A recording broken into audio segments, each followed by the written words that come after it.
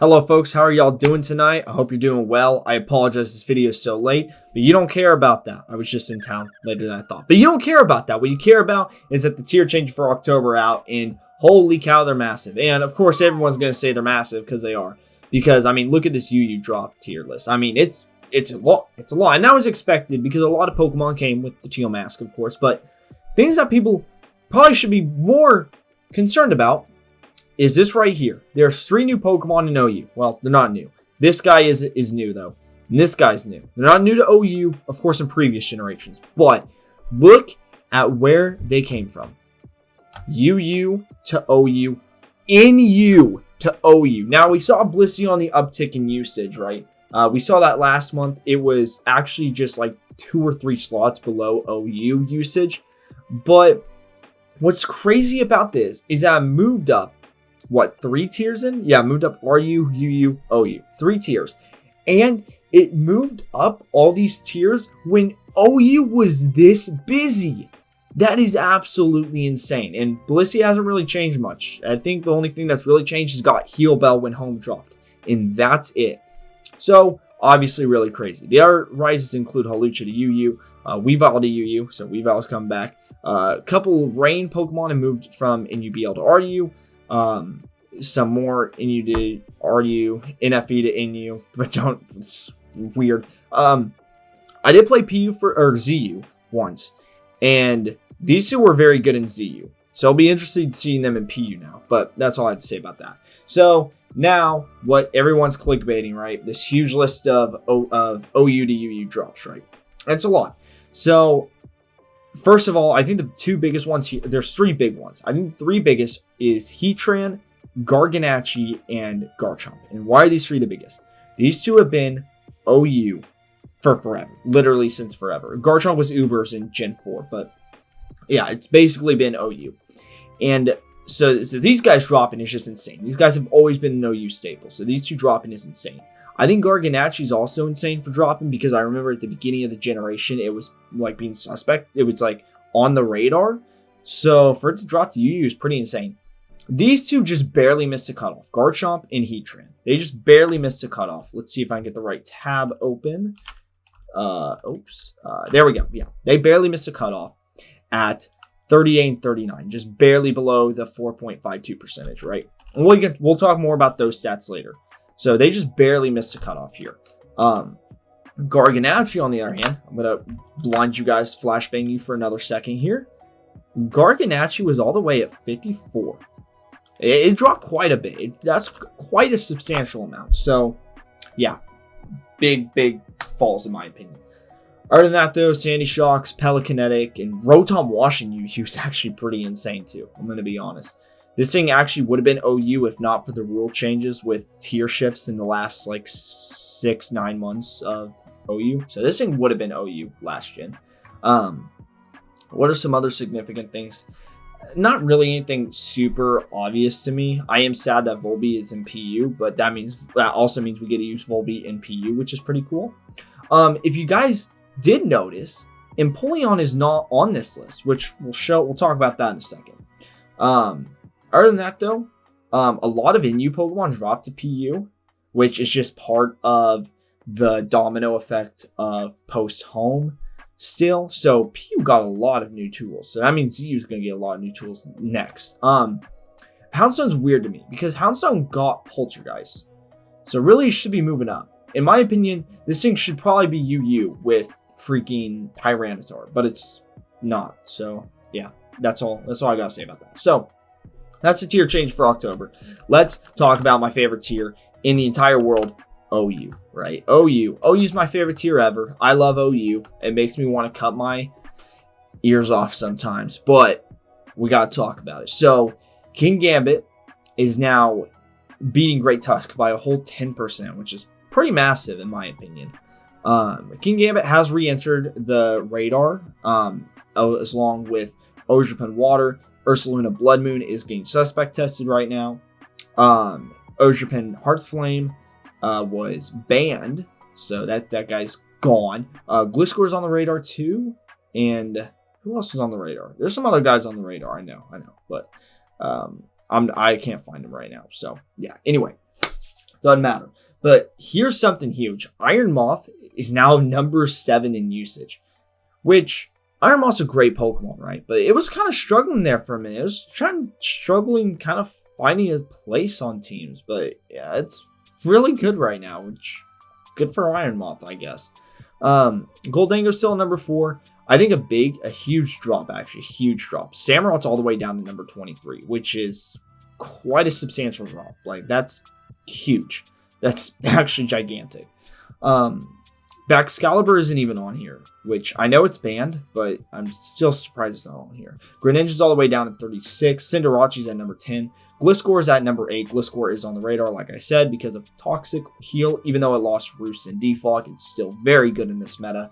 I want to turn your attention to Roaring Moon, though. Roaring Moon was not even the OU in the last tier shift. It was UUBL, which, I mean, it was still good in OU. It never was bad in OU. It just wasn't OU. And now it's all the way to number 13, which is a huge raise.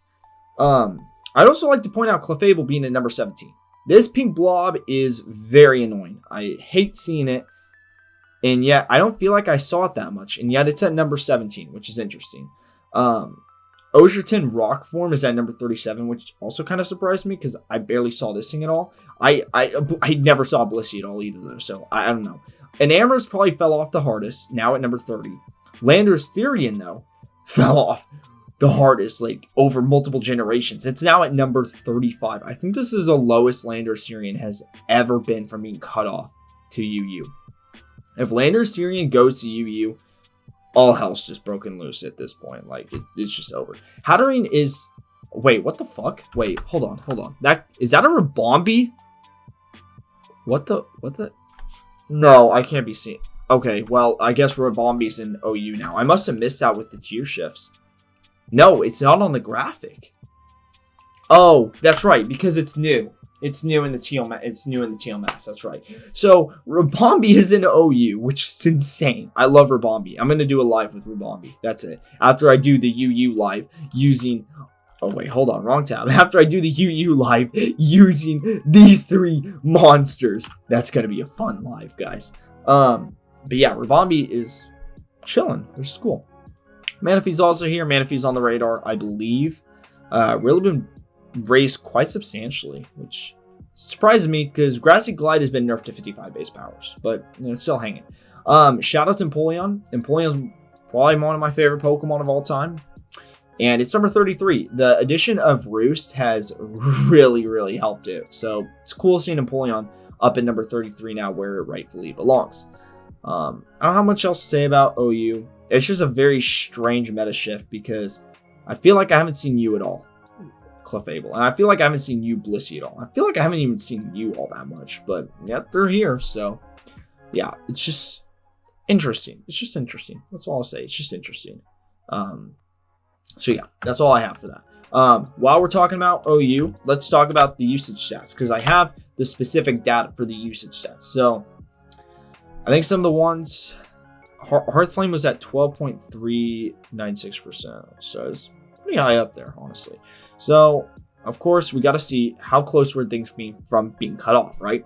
As I already mentioned earlier, Heatran and Garchomp were just barely there. They're just barely below it.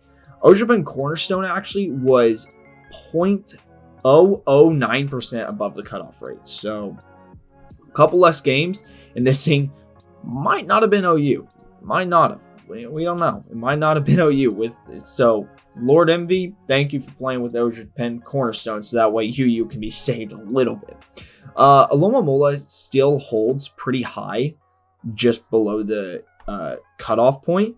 So, I wouldn't be surprised if Alomomola came up. I wouldn't be surprised if it raised to OU at some point in the generation.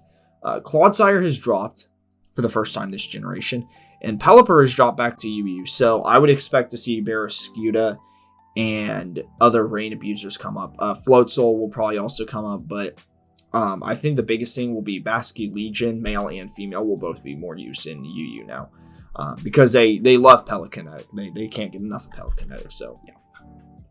I saw a lot of people playing with Como, so I'm kind of surprised to see it in UU, but I think that's probably where it's going to be best at. Moltres has fallen to UU, which is kind of sad. Moltres was OU for the first time in a very long time, if maybe ever. Amoonguss has dropped back down to UU where it was last generation, which is probably where it belongs. And Meowscarada probably dropped to UU. I think Meowscarada is probably going to stay in UU, if I had to guess. I do want to see where Skeledirge is. Skeledirge was all the way down at 72, so Skeledirge has really fallen off.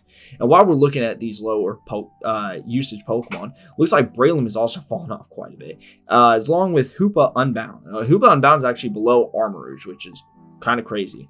Excalibur, which was banned right when it dropped, was down to 1.792%. Also, I could be wrong. Hold up. Wait, hold on. Stats for this month are based solely on usage from September 16th to 30th. Okay, so that makes sense. These are not September usage stats. These are post home or post Teal Mask usage stats, which makes a lot of sense because I would have thought Excalibur would have been higher, but it makes sense now. So yeah, that all makes sense. Zoomerell's fallen to UU for the first time this gen. Iron Treads is still in UU. Screw you, Iron Treads. As I said earlier, Garganacl's dropped quite a bit in usage though. And Cresselia has too. So is Rotom. Mousehold actually has more usage than either of them, which is crazy. Weezing Galar has more usage than any of them, which is also crazy. Tyranitar is sitting at number 73, so not great. What's the lowest? Okay, Conkeldurr was at just above the 1% usage rate. So 86 Pokemon this time around were over 1% usage in OU, which I feel like that's a good amount. I feel like that's probably about a good amount for being healthy. So yeah, that's all I have to say about that. Before we go, let's just look at the lower tiers real quick, because I do find these interesting, even though I don't play a whole lot of the lower tiers. The main things I play are I played ZU like once. That's about it. I played UU. I do play UU somewhat frequently, and I like watching Ubers because Ubers is just fun people watching, you know. Like, how the hell is Rayquaza number 10? I'm guessing this is an E-Speed abuser, which is weird because I would have thought Terranormal Arceus would have been better, but whatever.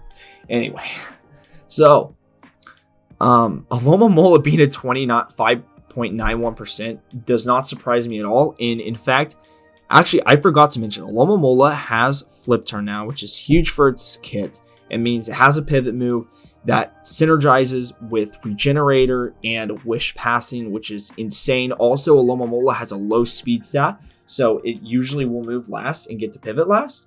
So I do fully expect this thing to be OU by next month.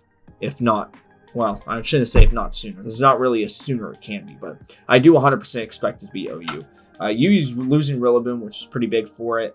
That was actually really big. So we'll see how the meta adjusts to that. Is there anything else significant I'm seeing?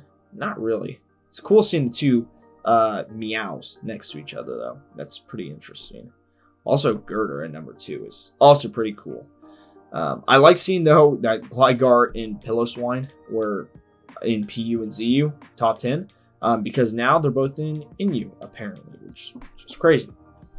So yeah, that's all the significant. Oh, Weavile's obviously in UU now, so that's a loss for there. I wonder why Diancie is all the way to number 3. I'm interested to see the reasoning behind that. Also, I do find it interesting that Koraidon's above Miraidon.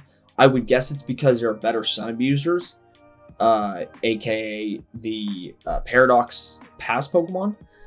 But I don't know. What doesn't make sense to me is Miraidon is overall just a way stronger Pokemon by itself, and yet it has lower usage stats. So it's just interesting to see. So also, I did find Clefairy number 10 very comical. Also, shout out to Phil for Swallow making top 10 in PU. That's all I got, folks. Thank you all very much for watching. We'll make sure to catch me tomorrow or today. I guess I don't know. For the UU live. I think I am going to make a UU team before these guys get banned. So that should be interesting. I also will be doing, I don't know, probably an OU, or maybe I'll go down to PU. I do still have the Duat movie plan. And I am planning to go to the lower tiers to use Duat just for a little bit. And now that my boy Volbeat is there, it should be a good time. So yeah, thank you all very much for watching. If you guys have any thoughts, leave them down in the comments below. Who do you think deserved to stay in OU? Who is going to get banned first in UU? That's a real question on my mind. And yeah, have a great rest of your day. I'll see you guys in the next video. Peace.